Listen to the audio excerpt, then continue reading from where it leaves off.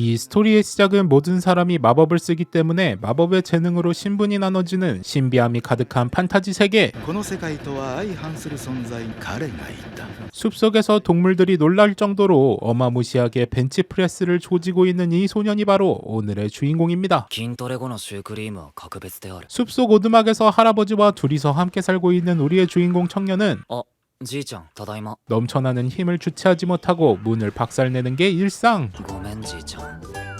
直すよ 그런데 주인공이 이렇게 근육맨이 된 이유는 바로 할아버지가 주인공에게 항상 신체 트레이닝을 시켜서인데요. 그 이유는 주인공이 평범한 사람들과 달라서 마법을 전혀 못 쓰기 때문인데 だからせめて 혹시나 상처를 받을까 할아버지는 나중에 설명해 주겠다며 잠시 외출을 하러 나갈 테니 혹시나 혼자서는 도시에 절대 가지 말라 강력하게 경고합니다. 하지만 슈크림을 너무 좋아하는 소녀는 오늘만 파는 한정 슈크림을 포기할 수가 없었고 ごめんじいちゃん 할아버지의 충고에도 불구하고 잠시 도시에 다녀오기로 마음먹습니다. 그렇게 자신과 다르게 마법을 일상생활 속에서 사용하는 시민들을 보며 한정 판매 제과점에 도착. 슈크림만 사고 나오려는데 갑자기 부는 바람 때문에 쓰고 있는 후드가 벗겨지고 주인공의 얼굴을 본 시민들의 반응이 왜인지 엄청 심각하네요. あんたもしかして 그게 어느 정도냐면 범죄자를 고문하는 무서운 경비대장에게 얼굴에 반점이 없는 사람이 있다며 주인공에 대한 신고 전화가 직통으로 날아올 정도입니다.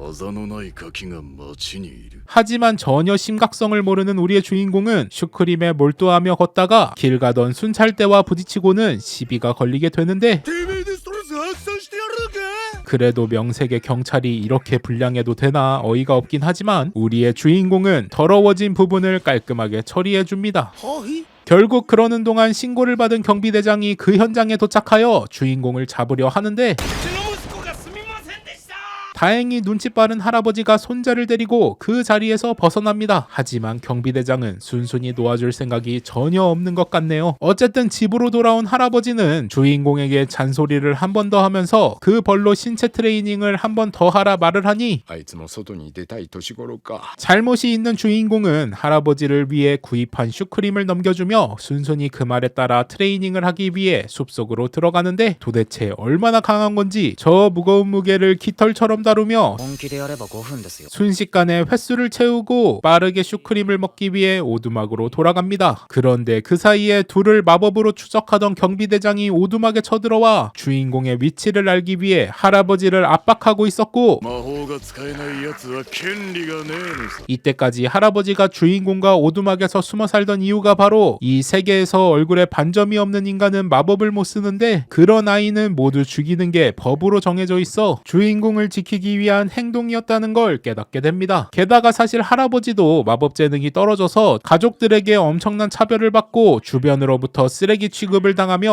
어렵게 살아가다 더 이상 못 버티고 죽으려 하는데 얼굴에 반점이 없어서인지 길거리에 버려진 주인공을 발견하곤 진짜 자식은 아니지만 자신처럼 마법 재능으로 차별받아 아픔이 많은 삶을 살지 않게 하기 위해 직접 거두어 키워왔던 것. あの時誓ったんじゃわしはあの子の父親であり続けると 그러니 소년을 죽이겠다는 저 녀석들의 말에 포기하지 않고 逃げろマシャ 끝까지 매달려 주인공을 이곳에서 도망치게 해보려 하던 그때 주인공은 문을 부수며 할아버지를 구하기 위해 오두막 안으로 들어옵니다. お前ら全員地獄行き 하지만 드래곤도 상대할 정도로 나름 실력자인 경비대장은 자신만만한 표정으로 주인공을 죽이기 위해 마법을 사용하기 시작하니 주인공이 과연 버틸 수 있을까 걱정이 되는데 놀랍게도 손으로 마법들을 죄다 쳐내며 방어하는 게 そんなバカな 이건 거의 농락하는 수준. 마법을 쓰는 자신이 반점이 없는 놈 따위에게 진리가 없다며 발악하는 대장에게 じいちゃん杖借りるよ 진정한 물리 마법을 보여주어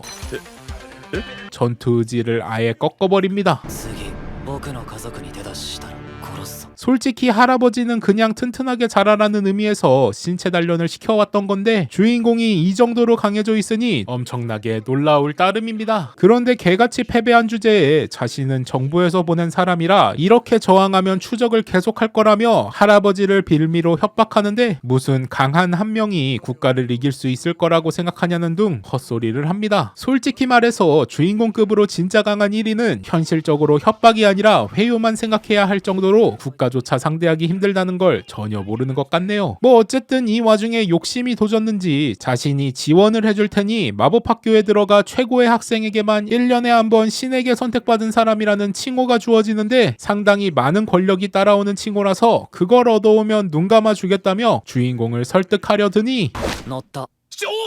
착한 주인공은 할아버지를 생각해서 그 조건을 받아들이고 마법학교에 들어가게 되는데 ぶっ壊すしかないでしょ